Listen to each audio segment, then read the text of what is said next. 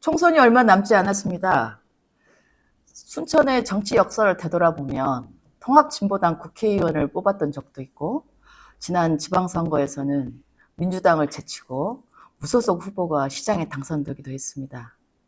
사실 정치 1번지 종로가 아니라 정치 1번지 순천이라고 다시 써야 할 정도로 순천의 정치 현상들이 굉장히 역동적입니다. 아마 표심이 역동적인 거겠죠. 저희 지역에서 유일한 정론지 광장신문사에서는 이런 유권자의 표심에 좀 좌표를 찍는 데 도움이 되고자 이번 총선에 출마하신 후보자님들을 모시고 이 총선 출마 배경이나 정책, 또 살아온 이야기를 듣는 자리를 마련했습니다. 오늘 방송은 현재 시간으로 중앙선거관리위원회에 예비후보로 등록하신 모든 후보들에게 저희가 초대장을 보냈고, 오늘은 이 초대장에 가장 먼저 응답을 주신 김문수 후보님과 이야기를 나누는 시간을 갖도록 하겠습니다. 네, 반갑습니다. 순천 암행어사 더불어민주당 국회의원 후보, 그리고 이재명 당대표 특보 맡고 있는 김문수입니다. 반갑습니다. 어디 사람들이 모이는 데마다 우리가 마패를 봤습니다. 작년 그리고 올해에 이어. 자, 우리 후보님에 대한 좀 소개는 다 알고 계실 거라고 생각하고, 저희가 그런 질문을 던졌어요. 내 인생에 한때 가장 기억나는 순간이 뭐냐 이렇게 던졌는데, 제가 미루어 짐작컨대 혹시 후보님이 효천고를 1회로 졸업하시고 그 다음에 고려대를 졸업하신 뒤에 지금 서울시 시의원을 8년간 활동하셨어요. 여러분 유권자분들도 잘 아시겠지만은 사실 서울시 시의원은 여기 지금 도의원에 해당하는 그런 직이거든요.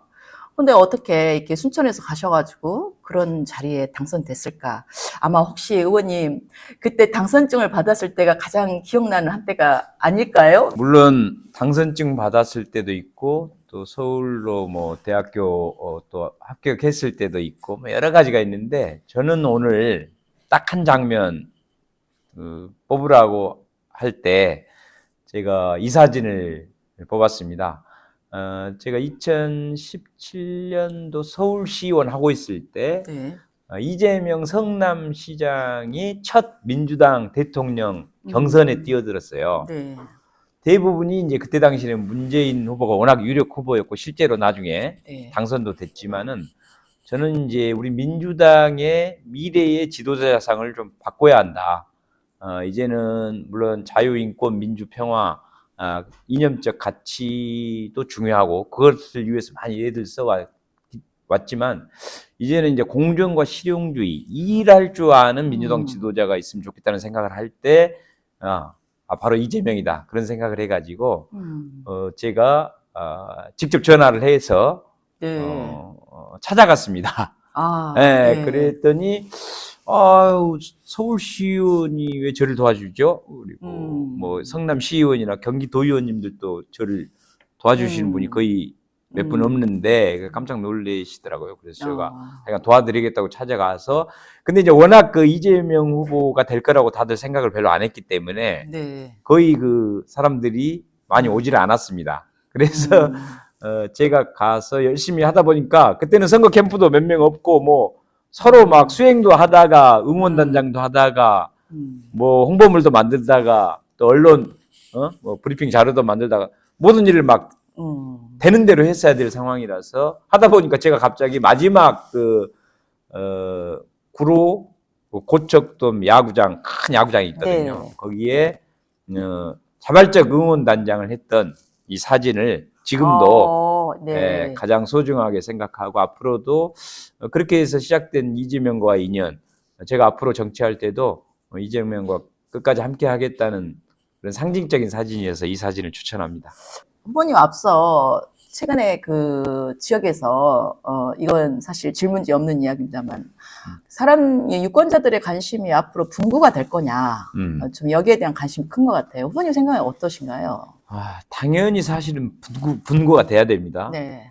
왜 그러냐면 여수보다도 인구가 순천이 더 많아졌는데도 여수는 2석, 순천이 1석인데다가 또 전남 내에서 서부와 동부의 인구 분포도 목포를 중심으로 한 서부보다도 순천, 여수, 광양에 우리 동부 인구가 훨씬 많잖아요.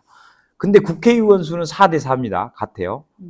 그래서 3대 5로 당연히 바꿔야 되기 때문에 순천이 국회의원 2석이 되는 게 당연한데도 이거를 최종적으로는 국회의원들이 국회에서 표결을 통해서 통과를 시키게 돼 있다 보니까 네.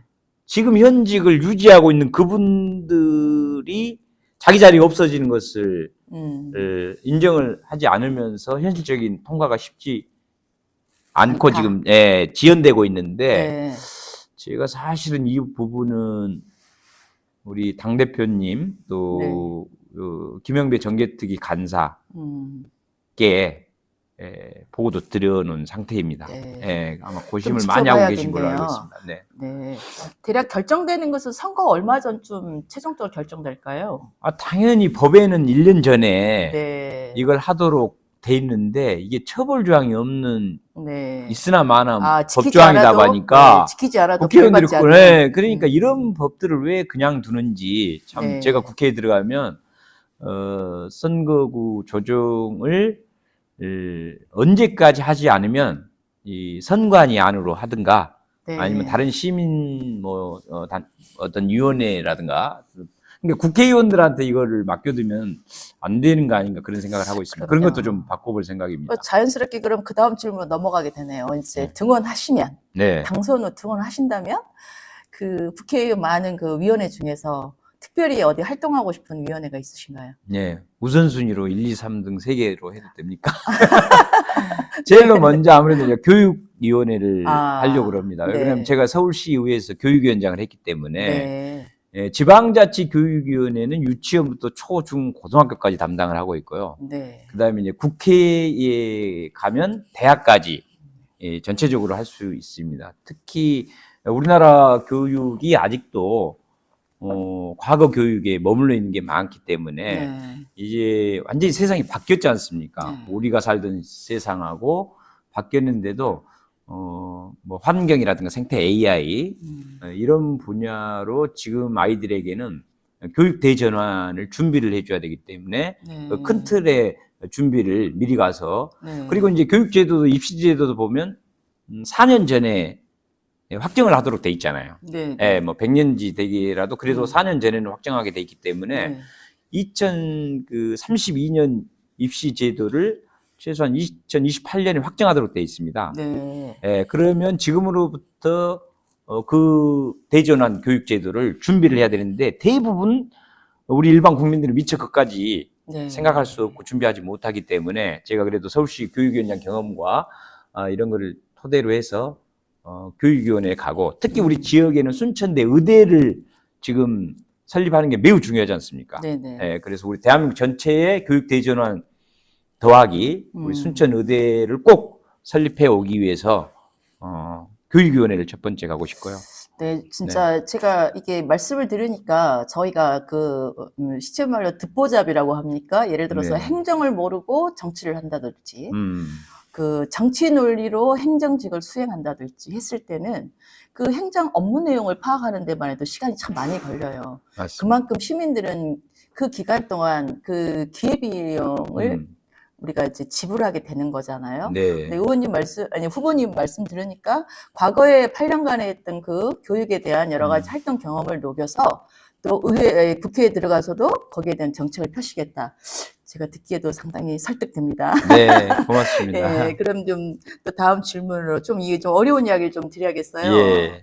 지금 수천에 여러 가지 현안들이 있어요, 사실. 네. 이제 저희가 질문도 드렸지만은 이제 가장 크게 국회 문턱을 넘은 요즘특별법이 좀 제대로 유족들의 좀 아픔을 풀어줄 수 있도록 좀 어떻게 앞으로 좀 해야 될까 좀 이런 생각을 좀 여쭙습니다. 네, 일단은 제가 서울시의회에서 교육위원장 할 때 친일 임명사전을 그때 당시 박근혜 정권 때고 친일 임명사전에 보면 박정희의 그 일왕 일본 천황한테 충성을 하겠다는 그 혈서까지 들어있는 사진을 제가 서울시 중고등학교 도서관에 보급을 한 적이 있었습니다. 그때 이제 저에 대해서 뭐 고소가 많이 들어오고 했지만 잘 이겨내서 보급이 잘 됐거든요. 그런 일단 과거의 경험도 있고 저는 과거의 진실을 규명하지 않으면 미래가 없다는 생각을 강하게 갖고 있습니다. 네. 그래서 특히 우리 민주당은 이런 일을 하겠다고 늘 주장을 하고 얘기를 하고 있지만 막상 그 자리에 가면 그거를 해결하지 못하고 저항에 네. 부딪혀서 손을 떼는 경우가 많은데, 제가 친일인명사전을 중고등학교 도서관에 넣었던 그런 경험과 그런 의지, 역사의식을 갖고 여순 사건에 대해서도 그렇게 해야 된다고 봅니다. 최소한 이런 문제를 해결하려면 그 부분에 관한 가장 강한 열정과 또 전문성과 또 그런 의지를 갖고 있는 사람들이 사실은 이 일을 추진해야 되고, 네. 또 위원회를 구성해야 되고, 네. 또 형식적인 홍보성으로 끝내서는 안 되고 실질적인 진상 규명과 이런 유족 피해자들 발굴, 네. 또 어떻게 보면 역사적인 교육, 아이들에게 이 분야를 어떻게 교육으로 연결시킬 것인가. 그리고 심지어는 이런 그 당사자들은 이미 이제 돌아가셨기 때문에 그 유족이나 네. 심지어는 3세대, 4세대 이 손자까지라도 억울한 피해는 반드시 보상해 줘야 된다. 네, 그런 생각을 갖고 있고, 그런 미진한 부분을 반드시 더 정확하게 하도록 하겠습니다. 보겠습니다. 네. 더 폭넓게 그 진상 조사를 더 하고 또 유권자에 대해 실질적 보상이 이루어질 수 있도록 국가폭력에 대한 이루어질 수 있도록 한번 기대해 보겠습니다. 이제 다음은 이것만큼 더 어려운 이야기죠. 지금 그 국비가 80억을 투자해서 원도심 상권을 활성화시키겠다. 뭐 이런 이제 현수막이 지금 그 원도심에 가면 지금 그 가게에 걸려져 있더라고요. 네. 근데 지금 이게 흉물처럼 황금백화점도 방치돼 있고, 그러면서 원도심 상권이 지금 죽어간다. 전체적으로 원도심이 공동화되고 있다, 비어 있다. 네. 이게 외곽으로 아파트를 많이 짓고 신대 쪽으로 아파트 상권이 형성이 되고 또 용당동 이후로 서면 쪽에 상권이 활성화되지만 가장 중요하게 원도심이 지금 공동화되어 있다. 이게 정말 순천에서 큰 문제인 것 같아요. 후보님 어떤 솔루션을 갖고 계신가요? 이거 참 쉽지 않은 방식일 네. 거라고는 생각합니다. 근데 이제 황금백화점뿐만이 아니고 지금 순천 시내 큰 건물들이 흉물스럽게 방치되어 있는 게 많더라고요.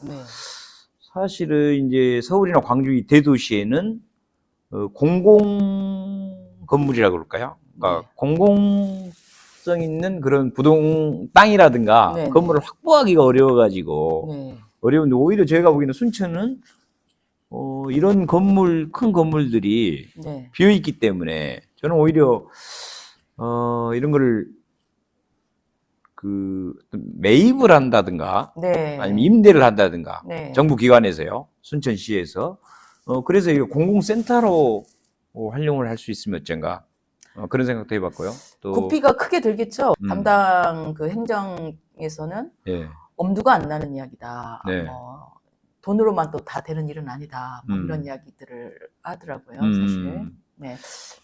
그러니까 이제 예를 들어서 뭐 그 청년 창업 지원 센터라든가 또는 지금 이거를 만약에 뭐 주거용으로 혹시 할 수 있으면 지금 청년 신혼부부 1만 원 임대 아파트 이런 정책을 지금 다른 지역에서 하고 있는데 되게 인기가 많거든요. 그래서 저는 이런 비어있는 큰 건물들을 하여간 매입을 해서 국가가 내지는 임대라도 해서 매입 비용이 너무 많이 들면 이런 공공 용도로 쓰면 좋지 않나, 일단 그런 생각을 좀 하고 있습니다. 국비를 지원해서요. 좀 상권 활성화에 대해서는 좀 어떤 좀 생각을 갖고 계신가요? 지금 아무래도 이제 뭐 대규모 쇼핑몰이 들어오다 보니까 원도심의 상권들이 자꾸 위축되고 그러는데 과연 이게 뭐 다른 도시나 또 다른 지역처럼 어떤 기가 막힌 어떤 디자인이 들어오지 않는 한 또 국비가 지나갈 때는 건물 들어서고 또 SOC 사업처럼 이렇게 또 지나갈 경향이 참 많거든요. 국비가 흘러 지나간 데는 뭐 건축업자가 돈 벌고 지나가는, 혹시 이런 또 염려가 생길까봐 바라보는데 참 걱정이 됩니다. 저도 이제 서울시원 할 때 전통시장 뭐 네. 활성화라든가 이런 거에 대해서 네. 많이 좋은 시설을 막 주차장을 네. 만들어주고 또 시설을 좋게 해주고 이런 경우는 이미 이제 많이 해본 방법들이고 네. 그렇게 한다고 해서 잘 안 되더라고요, 제가 보니까. 음. 그래서 사실은 이게 이제 이재명 뭐 대통령 후보가 시장이나 도지사 할 때 그 지역화폐라는 거를 네. 네. 그냥 결국은 구매할 사람들에게 그 상품권을 주어서 다른 용도로는 못 쓰고 거기에 가서만 쓸 수 있게 하는 방법이 사실은 가장 제가 보기에는 지금까지 나온 방법 중에 가장 효율적인 방법 같습니다. 네. 예. 자, 지금 계속해서 그 순천의 현안에 대한 이야기를 우리 김문수 후보님하고 나누고 있습니다. 자, 먼저 저희가 그 후보님 어떠신가요? 지금 정원 박람회가 성공했다. 예. 그리고 앞으로 이제 그 K 디즈니 뭐 이런 그 도시 비전 같은 것을 세우고 있는데 전반적으로 이게 뭐 사람들한테 크게 뭐 체감해서 좀 도움이 됐다. 뭐 이런 이야기보다는 그 재정 자립도도 낮은 도시에서 행사하느라 돈을 좀 많이 쓰지 않았느냐라는 좀 비판적인 목소리도 좀 있어요, 지역에. 네. 근데 이제 이런 것들이 전체적으로 지역 경기를 좀 활성화시켰다. 좀 이렇게 생각하시는지, 어차피 이것들도 다 국비가 지원되는 사업들인데, 네. 좀 여기에 대해서 나름대로 어떤 좀 의견을 말씀해 주신다면요. 네. 일단은 뭐 순천을 알리는 데는 큰 홍보가 되었다고 생각을 합니다. 예. 홍보 효과는 있었고, 또 그 개최 그 기간 내에는 뭐 일정 정도, 거기 국가정원에 가까운 곳에 식당들은 좀 붐볐던 거는 사실인 것 같고요. 다만 이제 끝나고 나서 지금 어떤가. 원래 이제 월드컵 올림픽을 우리나라가 개최하면 돈이 어마어마하게 들어가기 때문에 그때 당시에는 일정 정도 적자가 나더라도 감안하고 대외적인 코리아 인지도 향상을 한 다음에 수출이 잘 되고 이런 경제적인 효과까지 저는 좀 있었다고 보거든요. 다만 이제 우리 국가정원 박람회가 지금 그러면 끝나고 나서 그런 경제적인 효과가 이어지고 있는가, 또 연관 산업들이 발전하고 있는가, 이 부분에 대해서는 좀 의문을 표시하게 됩니다. 그래서 그런 게 과제라고 보고 있습니다. 만약에 그 많은 예산을 들여서 그때 당시 홍보성으로는 충분히 잘 많이 순천을 대한민국에 알렸는데 지금 그 효과가 계속 나고 있는가에 대해서는 저도 의문부호를 갖고 있습니다. 그렇죠. 또 이제 그 다음 현안으로는 지금 소각장 문제로 아주 지역이 아주 뜨겁습니다. 네. 지금 뭐 연양 3지구 이하 또 주변 이 주민들이 지금 영산강 유역 환경청에 순천시가 전략 환경 영향 평가를 이제 환경 영향 평가 최종안을 제출을 한 상태에서 또 2월 말경에는 이제 소각장을 짓겠다라는 결정 고시를 할 계획인가 봐요. 최근에 시가 밝힌 내용에 보면. 근데 이제 관련한 주민들이 그동안 순천시가 이 소각장을 설치하는데 절차상 문제가 있다. 그래서 결정 고시와 함께 행정소송도 불사하겠다. 지금 시민들이. 그래서 사실 극단의 대립으로 지금 치닫고 있습니다. 이 쓰레기 문제, 이렇게 이 문제 해결하긴 해야 되는데, 네. 이 뭐 마포도 그렇죠, 서울. 그런데 순천도 이 소각장 설치, 이 소각장이라고 단정지어서 그렇지만 어쨌든 이 쓰레기 처리 문제에 대한 피할 수 없는 이 문제를 후보님께서는 또 어떻게 생각하시는가요? 예, 당연히 이제 29년 12월 31일까지는 소각장을 사실은 지어야 되고 이제는 쓰레기 배출하는 곳에서 또 쓰레기를 처리하도록 하는 것은 세계적인 추세고 또 당연히 그래야 된다고 봅니다. 다만 이게 정말 그 국민들이 불안해하고 있는 부분에서 안전한가? 저는 이게 더 우선돼야 된다고 보거든요. 그래야 사실은 이제 어느 위치에 있더라도 순천시 안에는 반드시 지어야 되기 때문에 안정성이 좀 먼저 확인돼야 되는데 그것이 서로 안정성 확인 절차가 빨리 진전이 안 되고 있다 보니까 서로 우리 지역에는 못 오게 하는 얘기가 나올 수밖에 없고 갈등이 심화됐다고 보고요.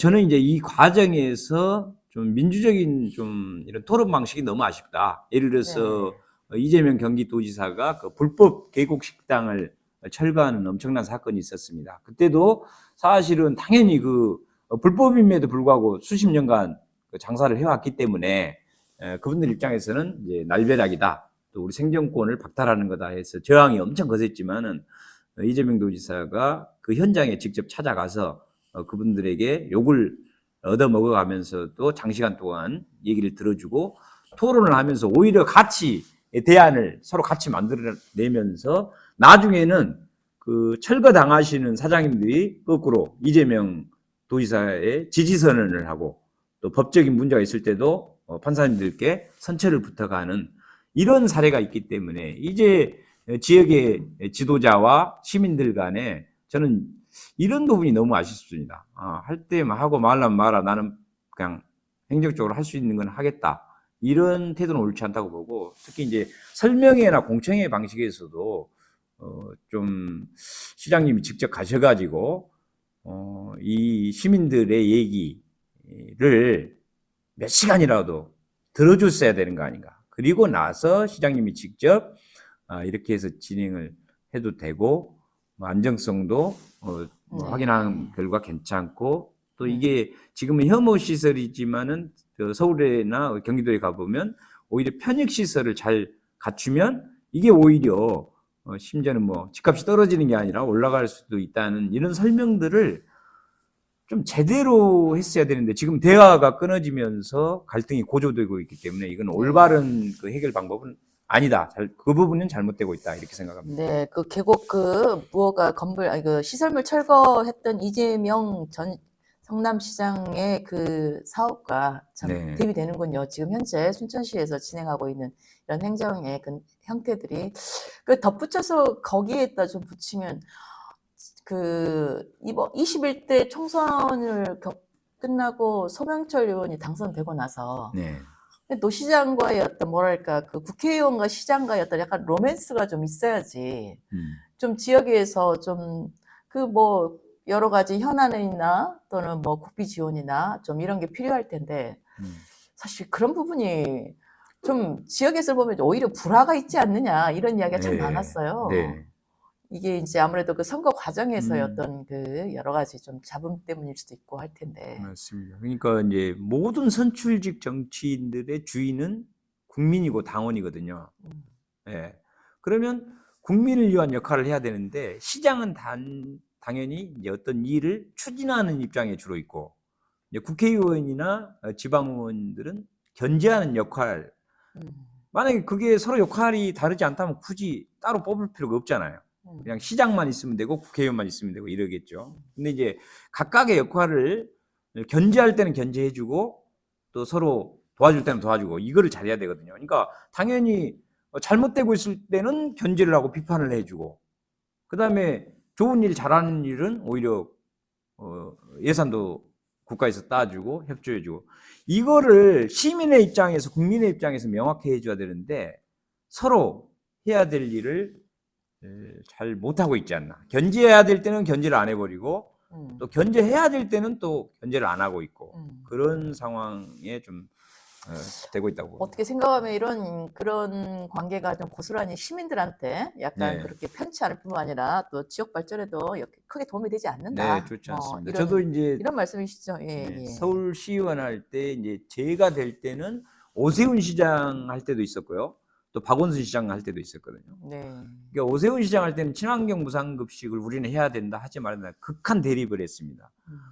시민의 입장에서 봤을 때 이거는 시장을 몰아내서라도 꼭 관철시켜야 될 너무 중요한 일이기 때문에 그렇게 실제로 저희들이 해서 오세훈 시장이 물러날 정도로 저희들이 서울시의원 활동을 굉장히 세게 했고요. 박원순 시장님이 들어왔을 때도 같은 당이지만은 그렇게 큰 틀은 같은 방향으로 가기 때문에 이분을 쫓아내야 될 정도로 그런 일은 없었지만 세부적인 일들은 저희들이 굉장히 오히려 그 한나라당 국민의힘 그쪽 소속 의원들보다도 시정 질문이라든가 이런 비판적인 그 의정 활동을 박원순 시장님 때도 의원으로서의 역할은 견제와 비판이 기본 활동이기 때문에 거수기 역할을 단순히 같은 당 소속이라도 하지 않았습니다. 음. 왜 그러냐면 시민들의 입장에서 시장이 잘 추진하는 일은 당연히 이제 통과를 시켜주되, 또 시민의 입장에서 저기 워낙 시장의 권력이 너무 세기 때문에 자칫 잘못하면 이 공무원들은 아니요 노라는 소리를 거의 하지 못합니다. 그렇죠. 예, 그걸 아무래도. 노라고 해줄 사람이 바로 의원이거든요. 네. 근데 같은 당이라도 시민 입장에서 노라고 하는 역할을 제대로 해야 되는데, 지금 제가 봤을 때는 우리 순천의 상황들은 그 역할을 제대로 못하고 있다. 그러다 보니까 너무 시장님의 그 독선 독단이 좀 강화되고 있는 거 아닌가. 민주주의를 지켜내기 위해서 좀 견제가 필요하다. 잘하는 일은 잘했다고 해주고, 네. 국가에서 예산 따줄 건 따주되, 또 세부적으로 잘못한 것은 비판을 해야 된다고 봅니다. 그리고 이제 이외에 좀 후보님이 생각할 때 순천의 좀 어떤 현안 뭐 이런 것을 좀 혹시 제안하신다면 어떤 것들이 있나요? 제가 보니까 이제 그 비정규직 네. 노동자들이 안타까운 사연들이 많이 발생되더라고요. 네. 물론 이제 세부적으로 이렇게 검토해 보면 뭐 쉬운 일은 아니라고 보지만, 저는 이제 서울시의원 할 때 120 다산 콜센터 그분들이 비정규직, 네. 그 용역 업체에 고용에 대해서 네. 늘 불안한 생활을 했었거든요. 그래서 제가 그 책임 의원을 맡아 가지고 재단을, 서울시 재단을 만들어서 정규직화 시켜준 일이 있습니다. 공무원은 아니지만. 네. 왜 그러냐면 이분들이 실제로는 용역회사 중간 업체만 계속 2년, 4년 그 계약 기간 끝나면 용역회사만 바뀌었지 다시 그분들이 계속 일을 하고 있더라고요. 그렇죠. 근데 그분들 입장에서는 네. 그때그때 고용이 불안해지고 임금 체계든 또 좀 뭐 회사 입장에서 좀 뭐 안 좋거나 이러면 이제 타겟을 해가지고 그 노동자만 예를 들어서 배제를 시키고, 이런 것이 너무 악용돼서 재단을 만들어서 이제 정규직화 해준 적이 있는데, 물론 다 정규직화가 100% 옳은 건 아니라고 봅니다. 국가 예산이 한정돼 있기 때문에요. 네.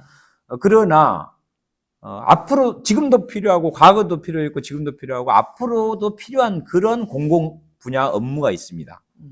네, 그런 부분은 재단을 만드는 방식이라든가 해서 정규직화를 해줘야 되고, 다만 이제 현실적으로 노동자분들도 무조건 모든 걸 다 해줄 수 없기 때문에 지금 시의 재정 형태라든가 또 지속 가능한 그런 분야의 임금 체계를 너무 이제 과하게 잡지 않고 예산의 범위 내에서 좀 낮게 잡더라도 정규직화로 가는 방식을 선택한다든가 그렇게 좀 해야 된다고 보고 지금 있습니다. 거리로 내몰려 있는 뭐 자벌드 직원들이나 또 국가정원 노동자들, 또 심지어는 순천시 위탁하고 있는 여러 가지 센터의 직원들 11개월 고용하고 될 수 있으면은 아무래도 그 퇴직금을 회피하려고 하는 그런 것 같아요. 오히려 공공부문에 일하는 비정규직 노동자들에 대한 맞습니다. 태도가 순천시가 좀 비정하다, 냉정하다, 뭐 이런 이야기들이 많아요, 사실. 예. 오히려 그 행정이 정말 뭐 그 좀 심하게 이야기하면 정말 그 더러운 일자리를 만들고 있다, 오히려. 일반 그 중소업체나 기업보다 더 심하다. 맞습니다. 네, 이런 한간의 이야기가 있습니다. 마침 근데 그 이야기에 대해서 후보님께서 이제 현안으로 하나 더 짚어주셔서 아마 이분들 들으시면 되게 절실할 것 같네요. 네.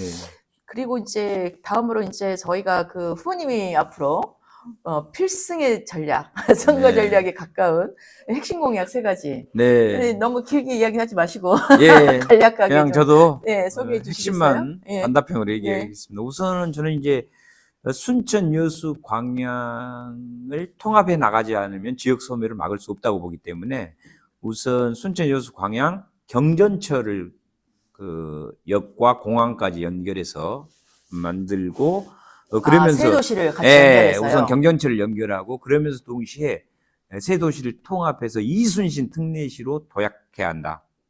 그냥 이순신시도 아니고 특례시로. 네, 이제 특례시는 100만 이상이 돼야 되는데 네. 지금 합하면 70만이라서 우선은 특례시 자격이 없지만은 통합을 네. 이순신시로 하고, 그다음에 30만 인구를 더 유입을 시켜서 특례시로 되면 전국 그 기초지자체 5대 도시로 도약을 하게 됩니다. 근데 후보님 가능할까요? 인구 소멸 시기에 지금 30만이 다시 그런데요, 들어온다는 거는? 이게 각자 가면요, 무조건 소멸해서 다 죽게 돼 있습니다. 우리가 그런 얘기 하잖아요. 서로 힘을 합치고 연대를 해서 우선 자기 욕심을 좀 버려주면, 힘을 합치면 네. 상대방들을 이겨낼 수가 있는데, 서로 각자 욕심 챙기느라고 각자 도생을 하다 보면 네. 3명 다 죽는다.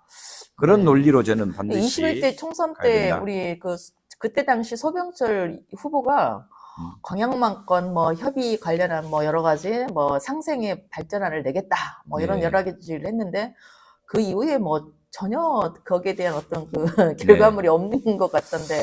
그러니까 이런 네. 통합은 쉬운 얘기가 아니기 때문에 네. 장기 비전을 가지고 네.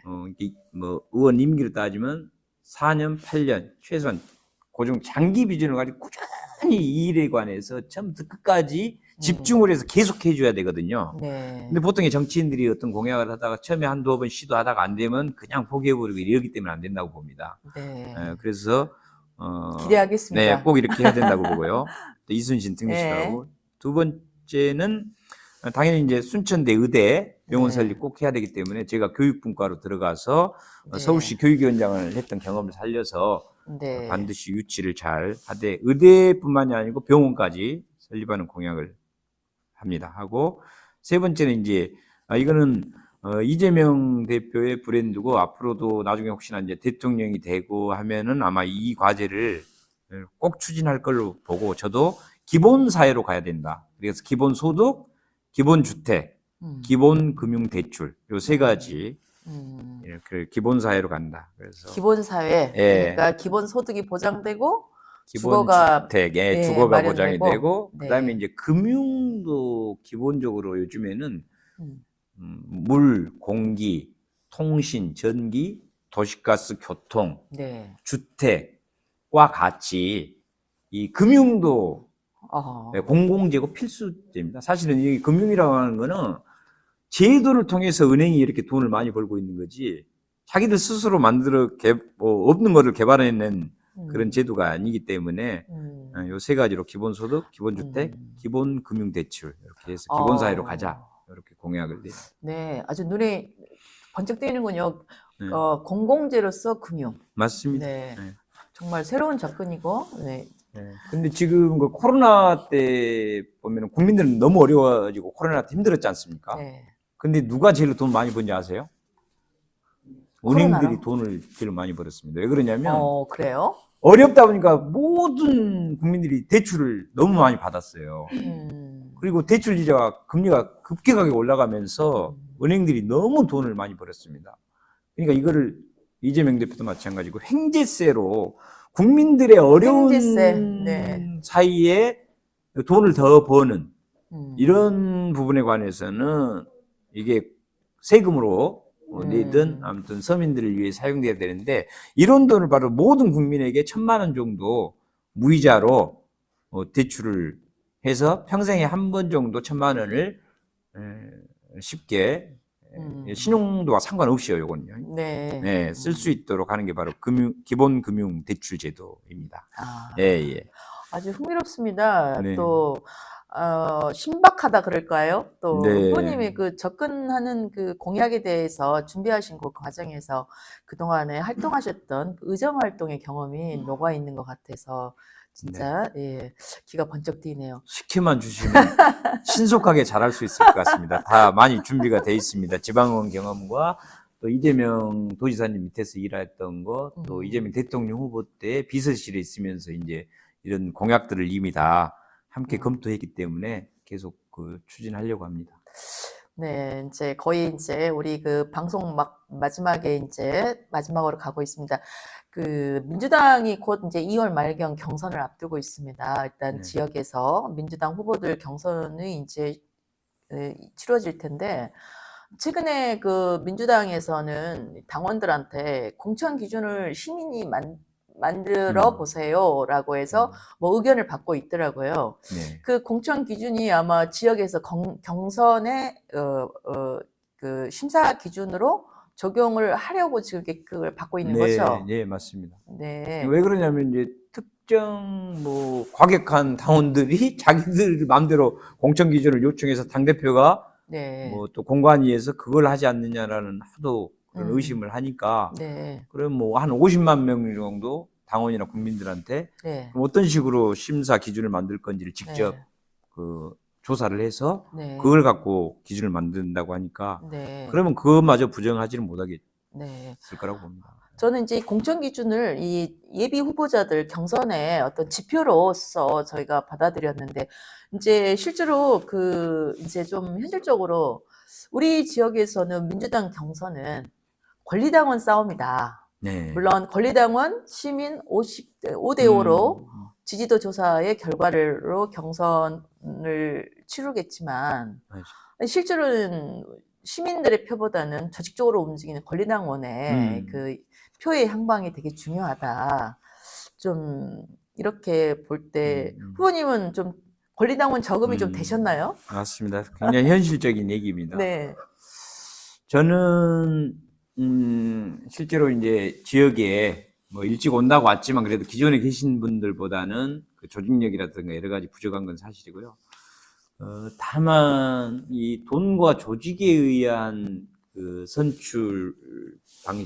선출된 정말 정치는 결국은 여러 당원 모든 국민의 이익에 부합하지 않고 그 조직에서 앞장선 특수한 사람들의 이익을 결국은 당선된 다음에 할 수밖에 없기 때문에 이 부분을 어떻게 이겨내느냐. 그래서 저도 직접 거리에서 현장에서 조직화되지는 않았지만 개별적인 시민들과 당원들을 많이 만나면서 이 조직의 힘보다는 이 개별적인 건전한 시민과 당원들의 어떤 바람과 여론으로 이겨낼 수 있다고 보고요. 특히 우리 순천 시민들은 당원들은 너무나 현명하시고 또 뭐 많은 것을 요즘에는 정보를 알고 계시기 때문에 제가 이렇게 호소하는 부분에 대해서 순천의 새로운 정치 바람 또 국민의 위에서 당원들과 국민들을 권위적으로 지배하는 것이 아니고 머슴이 되는 방식으로 새로운 정치를 하는데 다행히 당원들이 좀 숫자가 많은 것 같아서 그 조직 동원의 힘보다는 바람의 힘으로 충분히 이겨낼 수 있다고 봅니다. 현명한 우리 당원님들이 있기 때문에 국민만 보고 가겠습니다. 당원만 보고 가겠습니다. 반드시 네. 이겨낼 수 있다고 봅니다. 새로운 바람, 또 시민의 새로운 열망, 이게 바로 내 그 선거 캠프에서 우리가 당선하는 그 전략이다. 네. 네. 그래, 여기 좀 더 덧붙여서 이제 마지막 질문을 제가 좀 드릴게요. 다른 후보자하고 좀 비교해서 저는 좀 많이 느껴지는데 이 다른 후보자와 비교해서 나만의 어떤 경쟁력, 네. 나는 이걸로 당선될 수 있다라는 본인만의 어떤 그 경쟁력, 네. 이런 걸 좀 마지막으로 한번 말씀해 주시겠어요? 네. 일단은 이제 뭐 아주 기득권의 정치보다는 지방자치 경험을 통해서 국민들의 삶과 또 정치가 의회에서 또 서울시 뭐 안에서 이게 어떻게 돌아가는가 시스템 경험들을 많이 해서 의정활동과 행정을 많이 알고 있기 때문에 일을 잘 해낼 수 있다고 보고요. 또 제가 뭐 아까 친일 인명사전, 역사적인 문제 해결, 역사의식도 많이 갖고 있기 때문에 여순 사건도 실질적으로 잘 해낼 수 있다고 봅니다. 그리고 뭐 제가 서울에서 그 교육위원장 할 때도 그 제 지역의 중고등학교도 유치를 해봤고요.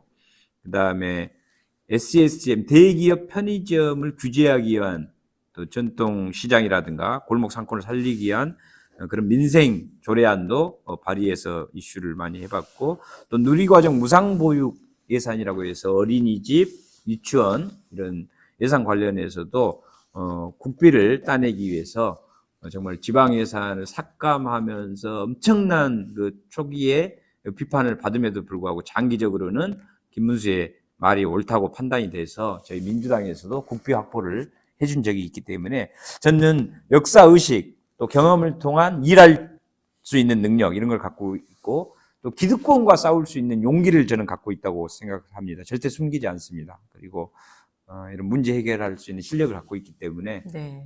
잘 해낼 수 있다고 보고 다른 후보들보다 훨씬 잘할 수 있습니다. 네, 감사합니다. 네. 오늘 22대 총선을 달리는 예비 후보 중에 첫 번째 오늘 초대 응해주신 김문수 후보님을 모시고 이 총선을 준비하는 후보님의 여러 가지 이야기를 좀 들어봤습니다. 감사합니다, 후보님. 긴 네, 시간 고맙습니다. 고맙습니다. 기회 주셔서 감사합니다. 광장신문 우리 독자 여러분 고맙습니다. 네. 다음 시간에는 또 출마 예비 후보자들 중에 한 분을 모셔서 또 이야기를 나누는 자리를 갖도록 하겠습니다. 감사합니다. 수고했습니다.